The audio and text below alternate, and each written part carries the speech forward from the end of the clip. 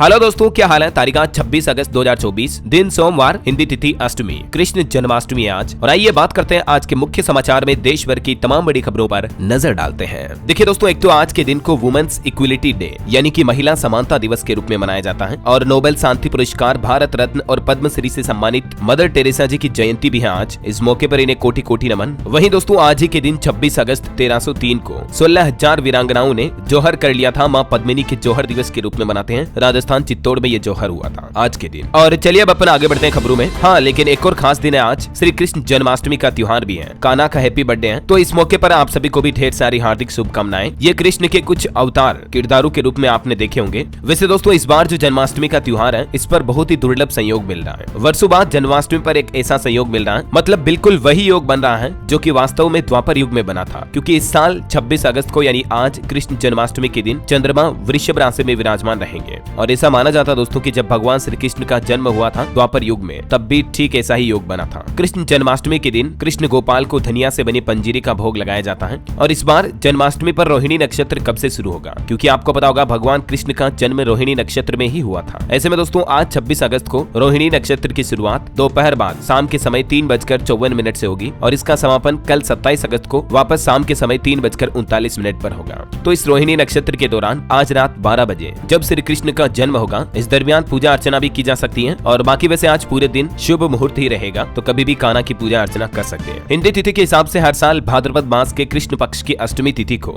जन्माष्टमी का पर्व मनाया जाता है, जो कि आज मिल रही है। लेकिन कई लोगों के मन में इस बात को लेकर भी कंफ्यूजन है कि कल 27 अगस्त को भी जन्माष्टमी रहेगी, तो आज मनाएं, कल मनाएं, कब मनाएं। तो दोस्तों, ज्योतिषाचार्यों की माने तो जो गृहस्थ लोग बाग हैं आपके हमारे जैसे, तो अपने घरों में तो 26 अगस्त को आज रहेगा कान्हा का जन्म उत्सव, ठीक है ना। लेकिन जो वैष्णव संप्रदाय के लोग हैं, वो उदया तिथि के अनुसार कल 27 अगस्त को नटवर नागर का जन्मदिन मनाएंगे। और काशी, मथुरा, वृंदावन, यहाँ मंदिरों में भी अधिकतर जगहों पर कल 27 अगस्त को रहेगी। लेकिन देश भर में आज ही जन्माष्टमी का पर्व है। दोस्तों, श्री कृष्ण के जीवन की कहानियों से हमें सीख मिलती है कि हम भी अगर अपने जीवन में योजना बनाकर काम करेंगे, आगे बढ़ेंगे, तो सफलता जरूर मिलेगी, राइट। वैसे जन्माष्टमी से जुड़ी कुछ परंपराएं भी आपको बता दूं। श्री कृष्णा के साथ ही माता यशोदा, बलराम, राधा, गोवर्धन पर्वत और गौ माता की भी आज के दिन पूजा जरूर करें, है ना। तो अगेन आप सभी को हैप्पी कृष्ण जन्माष्टमी। और आगे बढ़ते हैं खबरों में। देखिए, पहला अपडेट तो ये है कि क्या आज बैंकों की छुट्टी रहेगी या नहीं इस जन्माष्टमी के पर्व पर। तो दोस्तों, आपको बता दूं, जन्माष्टमी के पर्व पर आज शेयर बाजार तो खुलेगा, लेकिन कुछ शहरों में बैंक जरूर बंद रहेंगे। देश के 16 शहरों में बैंकों में कामकाज नहीं होगा, यानी कि छुट्टियां रहेगी। भारतीय रिजर्व बैंक यानी कि आरबीआई के एनुअल बैंक हॉलीडे लिस्ट के मुताबिक त्योहार के चलते आज 26 अगस्त को कई शहरों में बैंक बंद रहेंगे। किन किन राज्यों में देख सकते हैं आप डिटेल भी। गुजरात, उड़ीसा, चंडीगढ़, तमिलनाडु, उत्तराखंड, सिक्किम, आंध्र प्रदेश, तेलंगाना, राजस्थान, जम्मू कश्मीर, श्रीनगर, उत्तर प्रदेश, बंगाल, बिहार, छत्तीसगढ़, झारखंड, मेघालय और हिमाचल प्रदेश में आज बैंक बंद रहेंगे। बाकी राज्यों में खुले रहेंगे। और बीएसई, एनएसई पर स्टॉक एक्सचेंज पर काम होगा, यानी कि इंडियन स्टॉक मार्केट भी ओपन रहेगा। वैसे आपको बता दूं, देश की राष्ट्रपति द्रौपदी मुर्मू ने भी जन्माष्टमी की पूर्व संध्या पर सभी देशवासियों और विदेश में रहने वाले भारतीय लोगों को भी शुभकामनाएं दी। पीएम मोदी ने भी तेलुगु भाषा दिवस, जन्माष्टमी, गणेश चतुर्थी और ओणम के त्योहारों की शुभकामनाएं दी। कुछ राज्य सरकारों की तरफ से वैसे आज छुट्टियों की घोषणा की गई है। जैसे पंजाब में आज जन्माष्टमी पर छुट्टी रहेगी, स्कूल दफ्तर वगैरह बंद रहेंगे। हालांकि एक राज्य ऐसा है जहां छुट्टी कैंसिल कर दी गई है। पहले तो छुट्टी की घोषणा की थी, लेकिन अब मध्य प्रदेश सरकार की तरफ से बड़ा आदेश जारी किया गया। आज जन्माष्टमी पर स्कूलों की छुट्टियां कैंसिल रहेगी। जन्माष्टमी के त्योहार पर एमपी सरकार ने फैसला लिया, क्योंकि इस बार जन्माष्टमी पर स्कूलों में सांस्कृतिक कार्यक्रम कराए जाएंगे। और यही वजह की छुट्टी पहले घोषित थी, लेकिन उसको कैंसिल कर दिया। एमपी में आज पहली बार जन्माष्टमी पर स्कूल खुलेंगे। श्री कृष्ण की शिक्षा और मित्रता का पाठ पढ़ाना होगा। कृष्ण और सुदामा की मित्रता, जो कि इतिहास में हमेशा हमेशा के लिए एक खास उदाहरण है मित्रता का, फ्रेंडशिप का, तो ये पाठ आज बच्चों को पढ़ाए जाएंगे, है ना। ओके, और चलिए दोस्तों, अब अपन आगे बढ़ते हैं खबरों में। देखिए, देश में बढ़ रही महिलाओं के साथ रेप की घटनाओं को लेकर पहली बार प्रधानमंत्री नरेंद्र मोदी का बयान सामने आया है। पीएम मोदी कल महाराष्ट्र के जलगांव पहुंचे और यहां महिलाओं के लिए वो बोले कि महिलाओं के खिलाफ अपराध माफी योग्य नहीं है। ऐसे मामलों में जो कोई भी दोषी हो बचने नहीं चाहिए। सरकारें तो आती जाती रहती हैं, लेकिन नारी सम्मान की रक्षा हमारा दायित्व है। पीएम ने कहा कि महिलाओं के खिलाफ अपराध अक्षम्य पाप है। दोषी और उसके मददगार बचने नहीं चाहिए। वहीं दोस्तों, जन्माष्टमी के त्योहार से पहले प्रधानमंत्री नरेंद्र मोदी ने देश की 11 लाख महिलाओं, माताओं, बहनों को बड़ा तोहफा दिया है। दरअसल पीएम जब महाराष्ट्र के जलगांव पहुंचे तो यहाँ लखपति दीदी कार्यक्रम में शामिल हुए। पीएम ने लखपति के लाभार्थियों से बातचीत की और 11 लाख महिलाओं को सर्टिफिकेट भी बांटे। लखपति दीदी सम्मेलन में ये सर्टिफिकेट बांटते हुए पीएम मोदी ने एक और बड़ी घोषणा की, 2500 करोड़ रुपए के कोष का ऐलान भी किया, जिससे कि करीब 48 लाख सदस्यों वाले 4 लाख से भी ज्यादा स्वयं सहायता समूह को लाभ मिलेगा। और इस लखपति सम्मेलन में मध्य प्रदेश के गंगाबाई का भी पीएम मोदी ने सम्मान किया। एमपी गुना की लखपति दीदी ने 240 महिलाओं को रोजगार से जोड़ा। दरअसल दरअसल दोस्तों ये जो लखपति योजना है ना, इसमें सरकार महिलाओं को 5 लाख रुपए तक तो मुफ्त में बिना ब्याज के लोन देती है। इसके अलावा भी महिलाओं को स्किल ट्रेनिंग प्रोग्राम करवाया जाता है, मतलब कुछ न कुछ उन्हें स्किल सिखाई जाती है, जैसे सिलाई करना या और भी घरेलू उद्योग से जुड़ी कई तरह की स्किल, जिससे कि मकसद ये है कि महिलाएं सालाना 1 लाख रुपए से ज्यादा कमा सके या ऐसा कोई उद्योग शुरू करके दूसरी महिलाओं को रोजगार दे सके, है ना। तो इसे लखपति दीदी योजना को पीएम ने कहा कि और आगे बढ़ाया जाएगा। इसमें अभी तक 1 करोड़ से ज्यादा महिलाओं को जोड़ दिया गया है और 3 करोड़ और महिलाओं को जोड़ने का प्लान रखा है केंद्र सरकार ने। वैसे इस योजना के बारे में और भी ज्यादा जानकारी अगर आप जानना चाहते हैं तो डीएलएस न्यूज चैनल पर मैंने कल शाम को एक अलग से वीडियो डाला, आप इस पर जाकर देख लीजिएगा। और वहीं देखिए महाराष्ट्र के बाद प्रधानमंत्री नरेंद्र मोदी राजस्थान पहुंचे, यहाँ जोधपुर हाईकोर्ट म्यूजियम का उद्घाटन किया और इस दौरान पीएम ने कहा कि हर किसी के लिए न्याय की गारंटी बहुत जरूरी है। पीएम बोले कि कोर्ट के सामने चक्कर शब्द मैंडेटरी हो गया था, तारीख पे तारीख कोर्ट में चक्कर लगाना आपने सुने होंगे मामले। तो इस पर प्रधानमंत्री बोले कि इसमें फंस गए तो कब निकलेंगे पता नहीं था। दशकों बाद सरकार ने न्याय से जुड़े प्रभावी कदम उठाए। वहीं आपको पता होगा दोस्तों, कल पीएम मोदी ने मन की बात कार्यक्रम का 113वां एपिसोड भी आयोजित किया और इसमें पीएम ने कहा कि परिवारवादी राजनीति नई प्रतिभाओं का दमन करती है। बिना पॉलिटिकल बैकग्राउंड के युवा नेताओं के आने से लोकतंत्र मजबूत होगा। स्वतंत्रता संग्राम की तरह विकसित भारत के लिए युवाओं को आगे आना होगा। प्रधानमंत्री ने देश के युवाओं से अपील की है कि जो राजनीतिक पृष्ठभूमि बैकग्राउंड से नहीं है वो युवा अब पॉलिटिक्स में आए और देश के लोकतंत्र को आगे बढ़ाने के लिए हिस्सा बने, ऐसा है ना। और चलिए आगे बढ़ते हैं खबरों में। देखिए दोस्तों, कोलकाता ट्रेनी डॉक्टर मामले के मुख्य आरोपी संजय रॉय का पॉलीग्राफ टेस्ट पूरा हुआ। जेल से निकली सीबीआई की टीम लगभग 3 घंटे तक पूछताछ चली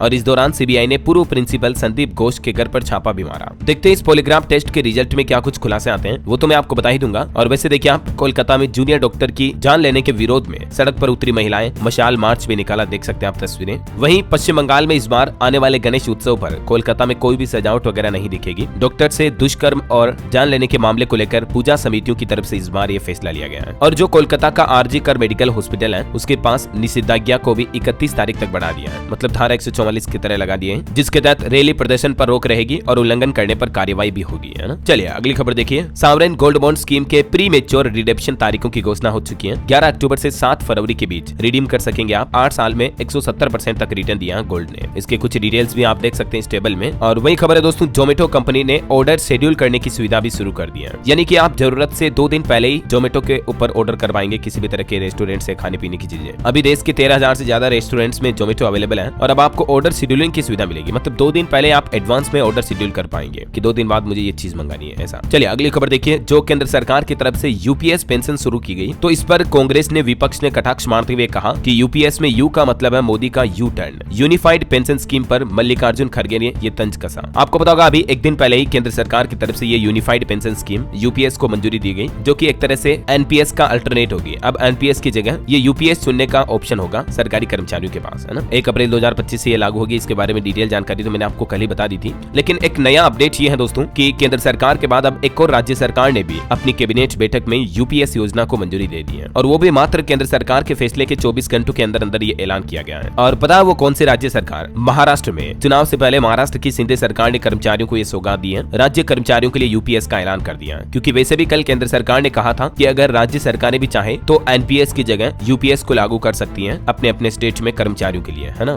तो महाराष्ट्र देश का ऐसा पहला स्टेट बन चुका है जिसने यूपीएस योजना लागू करने की घोषणा कर दी है। वैसे इस योजना को लेकर राष्ट्रीय परिषद के सचिव शिव गोपाल ने भी कुछ सवालों के जवाब देते हुए कहा कि जल्द ही सभी राज्यों को लागू करनी पड़ेगी यूपीएस स्कीम। और भी डिटेल जानकारी अगर आप जानना चाहते दोस्तों यूपीएस से जुड़े कुछ Q&A, तो मैंने डीएलएस न्यूज चैनल पर कल ही इस वीडियो में बताया है कि एनपीएस ओपीएस के बजाय अब यूपीएस होगी। पेंशन पर बड़ा फैसला, आप इस वीडियो को देख सकते हैं, ठीक है ना। चलिए आगे बढ़ते हैं खबरों में। देखिए किसान भाई लोगों के लिए बड़ी अच्छी खबर है। इस बार पड़ोसी देश पाकिस्तान से टिड्डियां नहीं आएगी, क्योंकि टिड्डियां किसानों की बहुत ही बड़ी दुश्मन होती हैं। पलक झपकते ही कुछ ही मिनटों में फसलों को नष्ट कर देती हैं, खा पी के चट कर जाती हैं। तो इस बार बॉर्डर इलाकों में सर्वे करने के बाद ये राहत भरी खबर आई है। इस बार टिड्डियां राजस्थान नहीं आएगी। माना जा रहा है कि पाकिस्तान की हवाएं इस बार ईरान की दिशा में चल रही है और इस वजह से टिड्डी दलों का खतरा इस बार न के बराबर है। टिड्डी नियंत्रण विभाग की तरफ से बॉर्डर इलाकों में ये सर्वे करवाया गया और उसी के बाद ये रिपोर्ट सामने आई, तो किसानों के लिए अच्छी बात है ना। वैसे 1 साल में 4 बार ये टिड्डियों का सर्वे होता है किसानों के लिए। चलिए अगली खबर देखिए। इंडिया पाकिस्तान बॉर्डर पर तैनाती बढ़ाने की तैयारी में है अब बीएसएफ। घुड़सवार महिला जवान करेंगी गश्त, नदी मार्गों पर चौकसी बढ़ाने की भी तैयारी की जा रही है। वही खबर है पाकिस्तान ने प्रधानमंत्री नरेंद्र मोदी को एससीओ मीटिंग में बुलाया। 15-16 अक्टूबर को इस्लामाबाद में होगी ये बैठक। मोदी आखिरी बार 2015 में पाकिस्तान गए थे और इस बार पाकिस्तान ने शंघाई कोऑपरेशन ऑर्गेनाइजेशन यानी कि एससीओ के counselling of heads of government summit के लिए पीएम मोदी को इस्लामाबाद आने का न्योता दिया है। तो देखते हैं प्रधानमंत्री जाते या नहीं। 15-16 अक्टूबर को होगी ये मीटिंग। बहरहाल अगली खबर देखिए। एक और रिपोर्ट सामने आ रही दोस्तों की अभी जो पीएम मोदी पोलैंड यूक्रेन से भारत आए थे ना, इस दरमियान 46 मिनट तक उनका विमान पाकिस्तानी एयर स्पेस में रहा था। दावा किया जाना कि पोलैंड से लौटते वक्त लाहौर इस्लामाबाद के आसमान से होते हुए उड़ान भरी थी। पोलैंड से नई दिल्ली तक मोदी के विमान का रास्ता ये बताया जा रहा है। चलिए अगली खबर देखिए। एक बड़ी चौंकाने वाली रिपोर्ट सामने आ रही, ग्राउंड रिपोर्ट भास्कर की तरफ से की गई है। देश के 4 राज्यों में चल रहा मिशन जोशुआ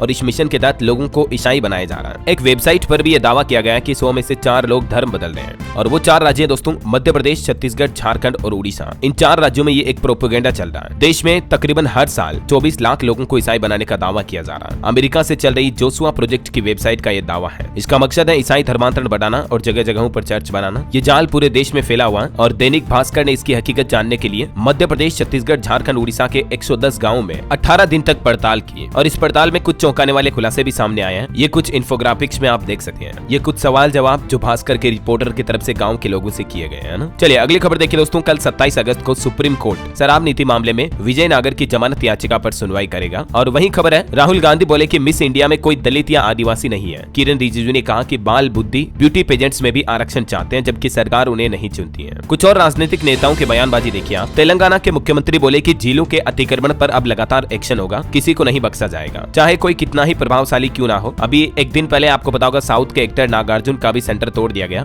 उसके बाद सीएम की तरफ से यह बयान देखने को मिला। और वहीं देखिए असम के मुख्यमंत्री हेमंत बिश्व शर्मा का कहना है कि 1 महीने में बांग्लादेश से कोई हिंदू नहीं आया, वे वही हैं और वहीं लड़ रहे हैं। 35 मुस्लिम घुसपैठिए जरूर आए जिन्हें गिरफ्तार किया गया है। और दोस्तों बॉलीवुड एक्ट्रेस कंगना रनौत के किसान आंदोलन पर दिए बयान से अब बवाल मच गया। पूर्व मंत्री बोले कि बीजेपी सांसद पर एनएसए कानून लगाकर इसे जेल भेजो, क्योंकि कंगना रनौत ने भास्कर के एक इंटरव्यू में कहा था कि किसान आंदोलन के दौरान काफी कुछ ऐसी घटनाएं हुई, अगर सरकार कमजोर होती तो पंजाब बांग्लादेश बन जाता ऐसा। तो इस बयान के बाद काफी कंट्रोवर्सी मच गई। वहीं इलेक्शन पर भी एक अपडेट आ रहा दोस्तों। हरियाणा में बदल सकती है चुनाव की तारीख, 1 अक्टूबर की जगह अब 6 दिन बाद वोटिंग की संभावना है। वैसे कल मंगलवार को चुनाव आयोग की तरफ से इस पर ऐलान किया जाएगा। चलिए खबर है, देश के रक्षा मंत्री राजनाथ सिंह अभी अमेरिका के दौरे पर हैं और यहाँ अमेरिका में उन्होंने नौसेना के सतही युद्धक केंद्र का दौरा भी किया। बहरहाल अभी तो कुछ और महत्वपूर्ण और काम की खबरें देखेंगे दोस्तों अपन, लेकिन फिलहाल वक्त तो चला आज के ताजा मौसम समाचार जानने का। और हाँ, एक छोटी सी रिक्वेस्ट आपसे ये है कि अगर आप DLS न्यूज चैनल पर पहली बार आए हैं और चैनल को अभी तक भी सब्सक्राइब नहीं किया ना, तो दोस्तों इसे सब्सक्राइब करके बेल आइकन जरूर दबा देना, ताकि आपको रोजाना की ताजा बड़ी खबरें, मुख्य समाचार, सरकार के बड़े फैसले, नए नियमों की जानकारी सबसे पहले आपके मोबाइल पर मिलती रहेगी। चलिए आगे बढ़ते हैं खबरों में। देखिए गुजरात से लेकर महाराष्ट्र और बंगाल से लेकर त्रिपुरा तक देश के कई राज्यों में भारी बारिश का अलर्ट है। पूरे देश में जनजीवन अस्त व्यस्त है। देश का मानसून ट्रैकर देखिए, मध्य प्रदेश में नर्मदा और सिप्रा नदी उफान पर चल रही है। हिमाचल प्रदेश में 73 सड़कें बंद पड़ी है। राजस्थान के 4 जिलों में अभी भी भारी बारिश का रेड अलर्ट है। चलिए कुछ अलग अलग स्टेट के हालात देखते हैं। देखिए बिहार में बाढ़ को लेकर शिक्षा विभाग ने भी नरमी दिखाई। टीचरों और कर्मियों के लिए डीएम के पास एक लेटर भेजा और कहा कि व्यवस्थाओं को सही किया जाए। इधर त्रिपुरा में देखिए बाढ़ की वजह से 15,000 करोड़ रुपए से ज्यादा का नुकसान हुआ। तकरीबन 1.25 लाख से भी ज्यादा लोगों ने राहत शिविरों में शरण ले रखी है। मध्य प्रदेश का मानसून अपडेट देखिए, इंदौर, भोपाल समेत 21 जिलों में बारिश देखी गई। 15 जिलों में आज भी अलर्ट है। नर्मदापुरम के तवा बांध के गेट खोले गए, नर्मदा का जल स्तर भी बढ़ा है। राजस्थान का मानसून अपडेट देखिए, जयपुर समेत 7 जिलों में बारिश हुई। करौली में गंभीर नदी में 3 युवक भी बह गए। पार्वती डैम के अब तक 10 गेट खोले गए। इधर उत्तर प्रदेश में देखिए दोस्तों, बलिया में सरयू में बहा पीपा पुल, लखीमपुर में 2 युवक नाले में डूबे और यूपी के 17 जिलों में आज भी भारी बारिश का अलर्ट है। बिहार का मानसून अपडेट है, पटना समेत 20 जिलों में भारी बारिश का अलर्ट। समस्तीपुर के स्कूलों में बाढ़, गंगा नदी का पानी भी घुस गया, देख सकते हैं आप तस्वीरें। हरियाणा के भी 11 जिलों में बारिश का अलर्ट है। 29 अगस्त तक मानसून एक्टिव रहेगा हरियाणा में। वहीं पंजाब के 3 जिलों में बारिश की चेतावनी, 27 तारीख से मानसून फिर से एक्टिव होगा। छत्तीसगढ़ का मानसून अपडेट देखिए, सरगुजा बस्तर संभाग में येलो अलर्ट है। 12 जिलों में बिजली भी गिर सकती है। बागो बांध के 5 गेट खोले गए। झारखंड में भी आज 14 जिलों में बारिश का येलो अलर्ट है। उत्तराखंड में भी भारी बारिश की चेतावनी। और भी दोस्तों अगले 24 घंटों के दौरान देश भर में मौसम की संभावित गतिविधियां क्या रह सकती हैं। आज 26 अगस्त को 6 राज्य तो ऐसे हैं जहां अति भारी बारिश की संभावना है और बाकी कुछ राज्य ऐसे हैं 12-13 जिनमें हल्की फुल्की बारिश हो सकती है, तो आप सावधान रहिएगा, है ना। चलिए मार्केट के हालात देख लेते हैं। शेयर बाजार में इस सप्ताह तेजी की उम्मीद है। जीडीपी के आंकड़ों से लेकर रिलायंस की एजीएम तक 5 ऐसे फैक्टर्स जो बाजार की चाल तय करेंगे। और निवेशकों के लिए भी एक खबर है, हीरो मोटर्स कंपनी अपना आईपीओ लाने जा रही है। बाजार से 900 करोड़ रुपए जुटाने की योजना है हीरो कंपनी की। सेबी के पास डॉक्यूमेंट भी जमा कर दिए कंपनी ने, तो जल्दी इसका आईपीओ आ जाएगा। और खबर है दोस्तों, आज 26 अगस्त को मार्केट में 2 कंपनियों की लिस्टिंग भी होगी जिनके आईपीओ क्लोज हो चुके हैं। ये दोनों कंपनी के नाम भी आप देख सकते हैं। और निवेशकों के लिए एक और खबर है कि इस सप्ताह टोटल 8 आईपीओ ओपन होंगे, जिनमें 3 तो मेन बोर्ड और 5 एसएमई कंपनीज के आईपीओ हैं। 30 अगस्त तक निवेश करने का आपके पास अच्छा खासा मौका है। काफी कंपनियां अपने आईपीओ लेकर आ रही हैं, ये पूरी टेबल में आप देख सकते हैं डिटेल भी। 26, 27, 28 अगस्त तक ये आईपीओ ओपन रहेंगे। कल 27 तारीख को एक और आईपीओ भी खुलेगा प्रीमियर एनर्जीज का। और खबर है दोस्तों, रिलायंस का मार्केट कैप भी 29,634 करोड़ रुपए बढ़ा। वहीं सेबी के आदेश के खिलाफ कानूनी कदम उठाएंगे अब Anil Ambani. Spoke spokes person ने कहा कि लीगल ऑप्शंस का रिव्यू कर रहे हैं, क्योंकि आपको पता होगा अनिल अंबानी को हाल ही में सेबी ने शेयर बाजार से 5 साल तक के लिए बैन कर दिया। तो ये बैन लगने के बाद अब ये कोर्ट का रुख अपनाएंगे, कानूनी कदम उठाएंगे, ये कहना है इनका। चलिए मार्केट के बाद आगे बढ़ते हैं दोस्तों खबरों में। देखिए आप, उत्तर प्रदेश में योगी सरकार ने एक बड़ा फैसला लिया है। यूपी के हर जिले में तैनात होंगे ARTO व motor vehicle inspector. Road accident की घटनाओं पर लगाम लगाने के लिए सीएम योगी का यह नया प्लान है। वैसे उत्तर प्रदेश में कल एक बड़ा रेल हादसा भी होते होते बच गया। यूपी में किसान एक्सप्रेस ट्रेन 2 हिस्सों में बट गई। बिजनौर में इंजन 13 डिब्बे लेकर 4 किलोमीटर आगे निकल गया, आधी ट्रेन पीछे ही छूट गई। और हादसे के वक्त ट्रेन की गति भी 80 किलोमीटर प्रति घंटा थी। वो तो गनीमत रही दोस्तों कि इस हादसे में किसी व्यक्ति की जान नहीं गई, वरना कई लोगों की जान जा सकती थी। और देखिए उत्तर प्रदेश में आगरा ताजमहल को लेकर एक नया आदेश जारी हुआ। अब मुख्य गुंबद तक ले जा सकेंगे पानी की बोतल, वरना पिछले सावन के महीने में ASI ने पानी की बोतल ले जाने पर रोक लगा दी थी, आपको पता होगा, क्योंकि कुछ लोगों ने शिवलिंग की तरह जल चढ़ा दिया था, तो उसके बाद रोक लगा दी थी, लेकिन अभी वापस इजाजत दे दी है, ठीक है ना। और वही खबर देखिए दोस्तों, श्री कृष्ण जन्म उत्सव में शामिल हुए मुख्यमंत्री योगी आदित्यनाथ बांके बिहारी के दर्शन भी किए। मथुरा वासियों को करोड़ों रुपए की नई योजनाओं की सौगात भी दी। ब्रज के विकास के लिए 1037 करोड़ की 178 विकास परियोजनाओं का लोकार्पण और शिलान्यास किया। श्री कृष्ण जन्माष्टमी के मौके पर मुख्यमंत्री योगी आदित्यनाथ ने कान्हा की जन्मस्थली मथुरा को यह बड़ी सौगात दी है। वैसे आज त्योहार को देखते हुए सीएम योगी ने एक निर्देश भी जारी किया। कहा कि यूपी के हर जेल और थाने में भव्यता और भक्तिभाव के साथ मनाई जाएगी जन्माष्टमी। सीएम योगी ने सुरक्षा व्यवस्थाएं बढ़ाने का भी सख्त निर्देश जारी करते हुए कहा कि कृष्ण जन्मभूमि ISI और आतंकी संगठनों के निशाने पर है, इसलिए प्रशासन सुरक्षा के पुख्ता इंतजाम करे। ऐसा वहीं एक और बड़ा फैसला देखिए दोस्तों, आज जन्माष्टमी के मौके पर बंद रहेगी शराब की दुकानें। छत्तीसगढ़ के कुछ जिलों में ये फैसला लिया गया है। मांस मटन वगैरह की बिक्री पर भी प्रतिबंध रहेगा। ये देख सकते हैं आप किन किन जिलों में प्रशासन की तरफ से आदेश जारी किया गया। चलिए अगली खबर है, अब इंडिगो कंपनी नहीं पूछेगी आपका लिंग, यानी कि जेंडर बढ़ना जरूरी नहीं होगा टिकट बुक करते समय। कंपनी का कहना है दोस्तों की इंक्लूसिविटी बढ़ाने के लिए, यानी समावेशिता बढ़ाने के लिए यात्रियों को टिकट बुक करते समय अब जेंडर नहीं बढ़ना पड़ेगा, और इससे LGBTQ समुदाय को फायदा होगा, है ना। चलिए खबर है, वक्फ की संपत्तियां सरकारी नहीं है। वक्फ बोर्ड संशोधन का जो प्लान करेगी केंद्र सरकार, इसी बीच मुस्लिम नेता असुद्दीन ओवैसी ने सरकार की मंशा पर सवाल उठाते हुए ये कहा है कि वक्फ की संपत्तियां सरकारी नहीं है ऐसा। चलिए अगली खबर आपको सावधान करने वाली एक रिपोर्ट बताता हूँ ऑनलाइन स्कैम को लेकर। आजकल इंस्टाग्राम और फेसबुक के जरिए जो शॉपिंग करवाई जाती है, उसमें कई लोगों को फेक और घटिया क्वालिटी के प्रोडक्ट भेजे जाते हैं ज्यादातर। तो ई-कॉमर्स कंपनियों के जो विज्ञापन आते हैं उनसे आप सावधान रहें। कोई भी ऑनलाइन खरीदारी करते समय ऑफिशियल वेबसाइट से ही खरीदारी करें, है ना। चलिए खबर है, टीएमसी ने वित्त मंत्री निर्मला सीतारमण को एक चिट्ठी लिखी, जिसमें स्वास्थ्य जीवन बीमा प्रीमियम पर 18% GST दर को निरस्त करने की मांग की, यानी कि इससे इंश्योरेंस पर GST को बिल्कुल हटा दिया जाए। ये तृणमूल कांग्रेस टीएमसी के नेता ने वित्त मंत्री को लेटर लिखकर अपील की है। हाल ही में आपको पता होगा कुछ दिनों पहले ऐसी गुजारिश देश के परिवहन मंत्री नितिन गडकरी ने भी की थी वित्त मंत्री से, है ना। चलिए खबर देखिए, पीएम मोदी, गृह मंत्री अमित शाह और JP नड्डा के बीच बैठक खत्म हुई। इस बैठक में जम्मू कश्मीर के चुनावों को लेकर चर्चा हुई। वहीं देखिए उत्तर प्रदेश में 69,000 शिक्षक भर्ती का मामला अब सुप्रीम कोर्ट पहुंच चुका है। अभ्यर्थियों ने ये अपील की है सुप्रीम कोर्ट में कि जल्द से जल्द इस मामले को सुलझाया जाए। कुछ OBC के कैंडिडेट ने कैविएट भी लगाई है इस मामले पर, और भी देख सकते हैं आप सुप्रीम कोर्ट में याचिका में क्या क्या बातें कही गई। चलिए स्कूलों को लेकर नई गाइडलाइन जारी की देश के शिक्षा मंत्रालय ने। देश भर के सभी राज्यों में स्कूलों को निर्देश दिया और कहा कि तुरंत प्रभाव से लागू करें ये गाइडलाइंस। स्कूल सेफ्टी और सिक्योरिटी पर गाइडलाइन 2021 अधिनियम लागू करने का आदेश दिया है, जिसमें पॉक्सो एक्ट वगैरह पर जवाबदेही अब स्कूल प्रशासन की होगी वगैरह वगैरह, है ना। ये गाइडलाइंस की डिटेल्स आप देख सकते हैं स्क्रीन पर। चलिए अगली खबर देखिए, मरीजों के लिए खुशखबरी। उत्तर प्रदेश के इस अस्पताल में अब फ्री में होगी प्लास्टिक सर्जरी। प्राइवेट डॉक्टर भी इलाज करेंगे। यूपी के रामपुर जिला अस्पताल में डॉक्टरों की काफी कमी है, और ऐसे में यहाँ प्राइवेट अस्पताल के मशहूर चिकित्सक डॉक्टर तैमूर मोहम्मद खान अब सरकारी अस्पताल में भी मरीजों का निःशुल्क सर्जरी करेंगे। तो ये एक राहत की बात है। वहीं खबर देखिए, किसान भाई लोगों को एक और बड़ी राहत मिली। जमीन बेचने के लिए अब कोई NOC नहीं लेनी पड़ेगी। हाईकोर्ट की तरफ से DM का आदेश रद्द कर दिया है। यूपी में इलाहाबाद उच्च न्यायालय ने नोएडा के जिला मजिस्ट्रेट के उस आदेश को खारिज कर दिया, जिसमें जिला प्रशासन ने आदेश दिया था कि किसानों को जमीन बेचने के लिए NOC लेना पड़ेगा। जमीन के मालिक जब किसान भाई लोग हैं तो NOC किस बात की, ये हाईकोर्ट ने फैसला सुनाया, देख सकते हैं आप। चलिए खबर है दोस्तों, पूर्व विधायकों को मिलेगी 50,000 रुपए की मासिक पेंशन भी। सिक्किम के मुख्यमंत्री प्रेम सिंह तमांग की तरफ से ये ऐलान किया गया। चलिए अगली खबर है दोस्तों, ब्राजील के विदेश मंत्री मोरो विरेया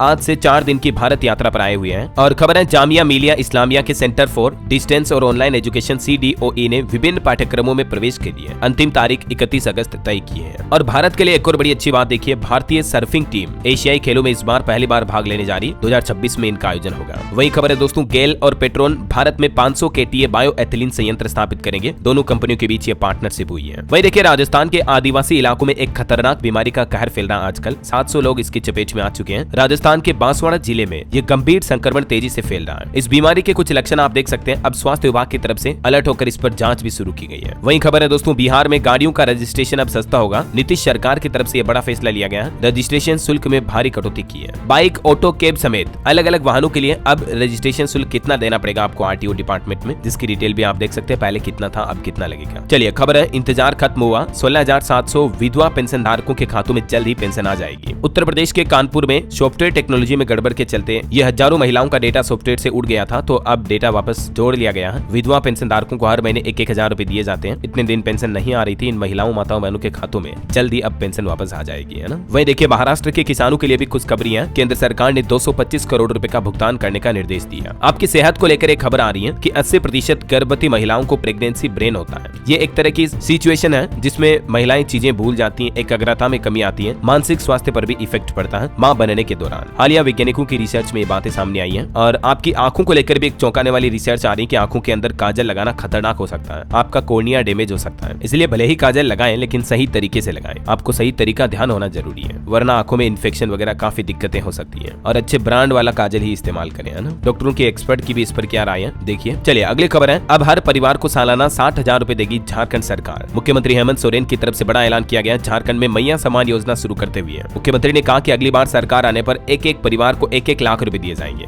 अभी इस योजना के तहत अगर घर में 3 महिलाएं और बुजुर्ग हैं तो सरकार सालाना 60,000 रुपए देगी। हजारीबाग में एक जनसभा को संबोधित करते हुए खुद मुख्यमंत्री हेमंत सोरेन ने ये बात की घोषणा की है और ये भी कहा कि इस योजना से अब तक 42 लाख से ज्यादा महिलाएं जुड़ चुकी हैं। 21 से 49 साल तक की माताओं बहनों को इस योजना का फायदा मिलेगा झारखंड में, है ना। चलिए अगली खबर है, राम मंदिर के पुजारियों को बड़ा तोहफा मिला। जन्माष्टमी के मौके पर मंदिर प्रशासन की तरफ से पुजारियों की 10% सैलरी बढ़ा दी गई है। चलिए अगली खबर देखिए, एक बार फिर से भारत में बर्ड फ्लू ने दस्तक दे दी है। इस राज्य में 5,000 से ज्यादा मुर्गियों को मारा गया। उड़ीसा राज्य में एक बार फिर से ये बर्ड फ्लू का प्रकोप देखने को मिल रहा है और संक्रमण की वजह से प्रशासन ने 2 दिन में 5,000 मुर्गियों को मार गिराया। उड़ीसा के पूरी जिले में ये मामले सामने आ रहे हैं ना, तो आप भी सावधान रहें। अगर आप आसपास के इलाकों में रहते हैं तो कुक्कुट फार्म से जितना हो सके दूर रहें। चलिए अगली खबर देखिए, नेपाल बस हादसे में जान गंवाने वालों के परिवारों को महाराष्ट्र के मुख्यमंत्री एकनाथ शिंदे ने मुआवजे का ऐलान कर दिया। महाराष्ट्र सरकार 5-5 लाख रुपए देगी। चलिए अगली खबर है, छत्तीसगढ़ रायपुर पहुंचे गृह मंत्री अमित शाह ने 33 जिलों में पैक्स की शुरुआत की छत्तीसगढ़ में। उन्होंने कहा कि देश की हर पंचायत में बनेगी एक सहकारी समिति। वहीं अमित शाह ने नवा रायपुर में 204 करोड़ के विकास कार्यों का लोकार्पण भी किया। पीपल फॉर पीपल कैंपेन की शुरुआत भी की। चलिए अगली खबर देखिए, चारधाम यात्रियों के लिए अपडेट आ रहा। 15 सितंबर से पूरी तरह संचालित होगी केदारनाथ हेली सेवा। मानसून के बाद उड़ान भर सकेंगे हेलीकॉप्टर भी। वहीं नौकरियों को लेकर आपको सावधान करने वाली एक खबर बताता हूँ। नौकरी के लालच में फंसा रेलवे के नाम पर 6 लाख रुपए की ठगी की गई। फिर झांसा देकर बुलाया और कहा कि स्टेशन पर ही ज्वाइनिंग करवाएंगे। ये घटना है दोस्तों दिल्ली एनसीआर की। आए दिन रेलवे में नौकरियों को लेकर ऐसे मामले सामने आते रहते हैं, तो आप भी ऐसे ठगों से बचकर रहें। कोई नौकरी ऐसे नहीं दिला सकता है, ठीक है ना। चलिए अगला अपडेट देखिए, मध्य प्रदेश के हर शहर में बनेगा गीता भवन। इंदौर में बोले मुख्यमंत्री मोहन यादव कि श्री कृष्ण से सीखें दोस्ती, चैलेंज और हिम्मत के 3 पाठ।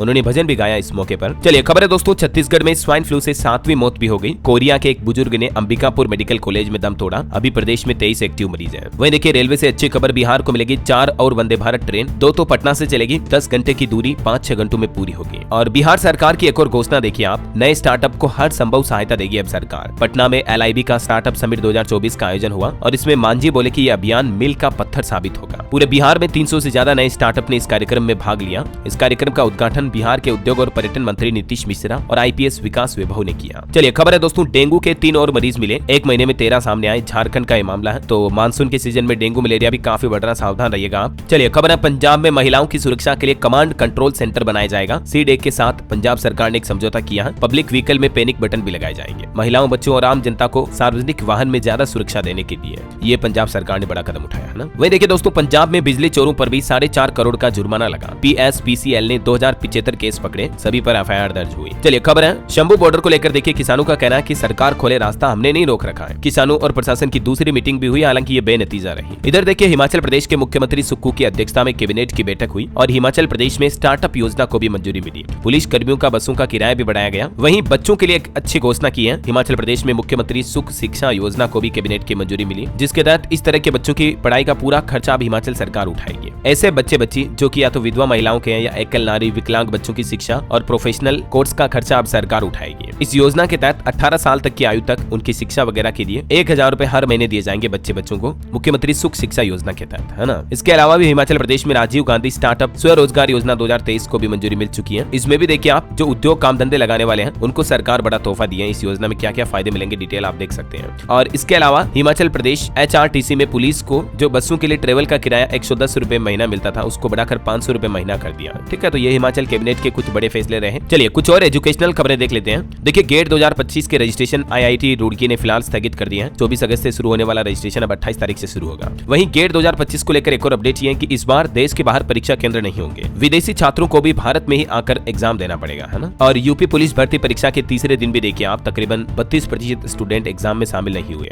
अखिलेश यादव ने यूपी सरकार पर तंज कसते हुए कहा कि व्यवस्था से भरोसा उठ चुका है युवाओं का। और ICSI के CS एग्जीक्यूटिव एग्जाम पर खबर आ रही कि 26 अगस्त से आवेदन शुरू होंगे। प्रोफेशनल के जारी परिणाम के अंकों का सत्यापन भी होगा। चलिए कुछ अंतर्राष्ट्रीय न्यूज देखते हैं। देखिए पाकिस्तान में 2 बस हादसों में 36 यात्रियों की जान चली गई, 30 से ज्यादा घायल हो गए। ये 2 बसें खाई में गिर गई। वहीं बांग्लादेश ने पाकिस्तान को 23 साल में पहली बार हराया। रावलपिंडी में 10 विकेट से जीते, कोच पर भड़के पाकिस्तानी कप्तान भी। और इधर खबर है दोस्तों, दुनिया में अब युद्ध का खतरा फिर से बढ़ गया है क्योंकि इजराइल ने लेबनान पर ताबड़तोड़ एयर स्ट्राइक की। इजराइल ने हिजबुल्लाह पर भी 100 फाइटर जेट से अटैक किया। कहा कि हमले की आशंका थी, जवाब में हिजबुल्लाह ने 320 रॉकेट दागे। तो ये इजराइल हमास जंग भी अब और तेज होती जा रही है। पहले ही दुनिया में रूस यूक्रेन जंग चल रही है, इस बीच अब इजराइल में हाई अलर्ट जारी हुआ। नागरिकों पर कड़े प्रतिबंध भी लगाए गए। पता नहीं क्या दुनिया में तीसरा विश्व युद्ध शुरू होगा या क्या होगा। आपको क्या लगता है दोस्तों, कमेंट करके बताइए। देखिए मुझे वही खबर है, अंतरिक्ष में जो फंसे हुए एस्ट्रोनॉट थे वो अब अगले साल 2025 में ही लौटेंगे। सुनीता विलियमसन भी फरवरी 2025 में अंतरिक्ष से लौटेगी। नासा ने कहा कि स्पेस एक्स के ड्रैगन स्पेसक्राफ्ट से अब उनकी वापसी होगी। ये 80 दिन से स्पेस में फंसे हुए हैं, भारतीय मूल की एस्ट्रोनॉट है, आपको पता होगा। चलिए अंत में आज के राशिफल पर नजर डालते हैं। देखिए वृश्चिक राशि वालों के बिजनेस की रुकावटें दूर होगी और नौकरी में तरक्की के योग है। तुला राशि को रुका पैसा भी मिल सकता है। सिंह राशि के लोग रिस्क लेने से पहले सोच विचार करें। वृश्चिक राशि के लोगों की आर्थिक समस्याएं दूर हो सकती हैं। वहीं ये जो नया सप्ताह शुरू होने जा रहा, ये 7 राशियों के लिए बहुत ही शुभ रहेगा। अगस्त का आखिरी सप्ताह खास करके वृश्चिक राशि को तनाव से राहत मिलेगी। कुंभ राशि वालों को भी धन लाभ की संभावना है, बाकी इन राशियों को फायदा होगा। और आज का एक सुविचार भी देख लीजिए, भगवान की पूजा के साथ ही आप अपना कर्म भी जरूर करें क्योंकि कर्म से ही सफलता मिलती है। ये खुद श्री कृष्ण की सीख है। कई लोग